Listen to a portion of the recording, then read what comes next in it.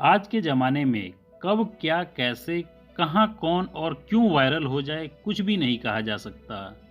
आज social media की वजह से आम लोग रातों रात फर्श से अर्श पर पहुंच जाते हैं।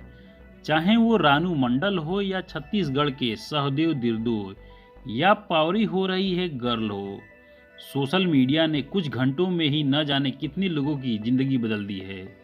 दोस्तों, कुछ दिनों से सोशल मीडिया पर एक रील्स ऑडियो बहुत ही वायरल हो रहा है और उस गाने की बोल है कच्चा बादाम, जिसे पश्चिम बंगाल के बीरभूम जिले के दुबरा राजपुर ब्लॉक के कुरालजोरी गांव के रहने वाले भुवन बदयाकर ने गाया है।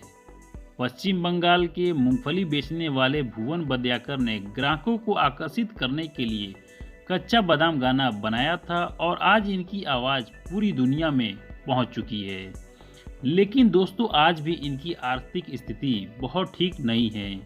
भुवन खुद कहते हैं कि आज लोग हमारे गाने पर रील्स बनाकर लाखों रुपए कमा रहे हैं, लेकिन अभी तक कोई इन्हें सपोर्ट नहीं मिल पाया है। और ये कहते हैं कि मैं चाहता हूं कि सरकार मेरे और मेरे परिवार को रहने के लिए कोई अस्थायी व्यवस्था कर दे। मैं अपने परिवार को अच्छा खाना खिलाना चाहता हूं और उनके लिए सुंदर कपड़ों की व्यवस्था करना चाहता हूं। दोस्तों, आपको यह भी बता दें कि इनके परिवार में इनके पत्नी के अलावा इनके 2 बेटे और 1 बेटी है।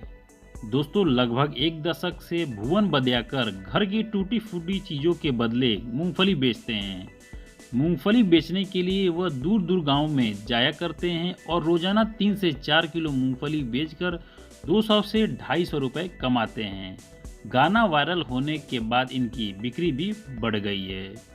दोस्तों, आपको यह भी बता दें कि कच्चा बादाम का मतलब कच्चा मूंगफली होता है और बांग्ला में मूंगफली को ही बादाम कहते हैं।